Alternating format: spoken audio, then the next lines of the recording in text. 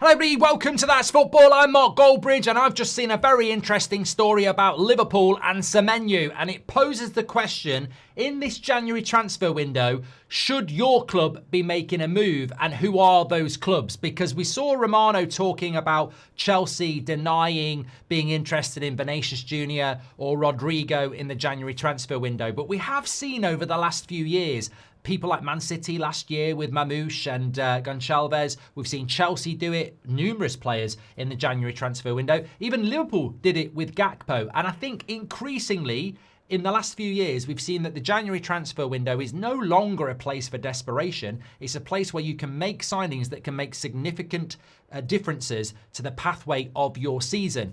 Whether that's bedding new players in relation to your next season so that they can hit the ground running, like Mamouche at Man City and Enzo Fernandez at Chelsea, or giving you a bit of a kickstart in the latter half of your season. So could Liverpool be doing it? Should other clubs be doing it? Well, I read it in the Liverpool Echo that Semenyo could be on the menu for Liverpool as early as January. Now, as we know, Mo Salah isn't playing the best for Liverpool at the moment, and he will be going off to the AFCON where he could miss a considerable amount of games. Amazingly, it goes on to say that Semenyo will not be playing in the AFCON because his nation of birth, who he plays for, which I believe is Ghana, didn't even qualify for the AFCON. So he will not be departing and missing games from the Premier League this January. So could that open the door for Liverpool to go for it? I look, I look at it from a Man United point of view and say, why aren't we signing players? But that's not what we're here to talk about. I think have Liverpool got the money? Would be my first question before we talk about other clubs, and that's going to be relevant to everybody, isn't it?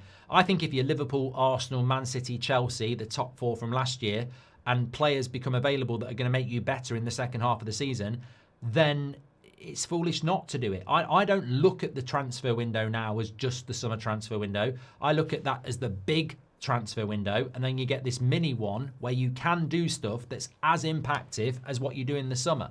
And I think in some ways it can be a real positive because you can play them instantly. You know, as soon as you buy them, they can play, they can settle in, and they can make a big difference. I'm not sure Bournemouth are going to be too comfortable doing this. It's a little bit like Elliot Anderson at Forest, isn't it? Or Adam Wharton at Crystal Palace. We've seen him linked to Chelsea. Why would Crystal Palace do that in January when they can wait until the summer?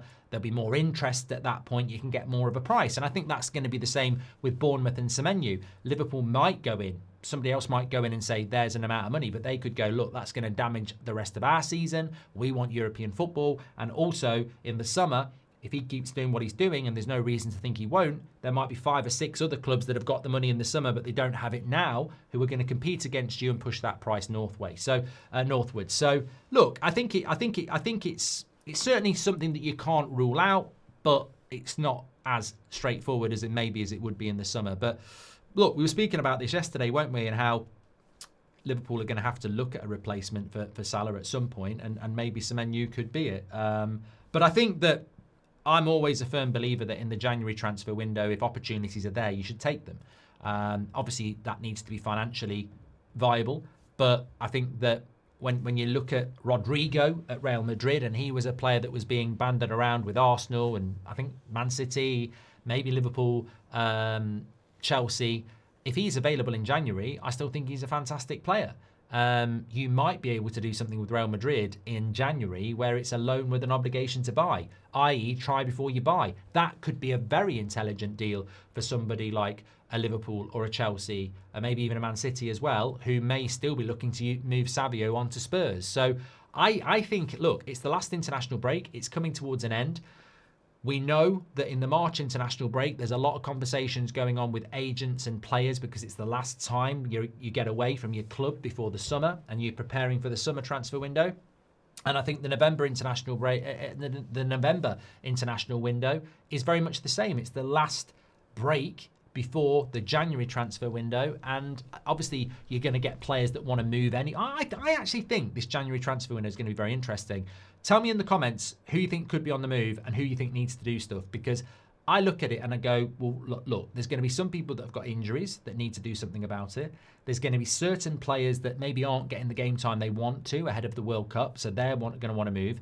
it could be one of the more busy January transfer windows we've had in a long time. And look, I don't think Arsenal need to do anything, but having said that, you just don't know. They're picking up a lot of injuries, so maybe they might look at something.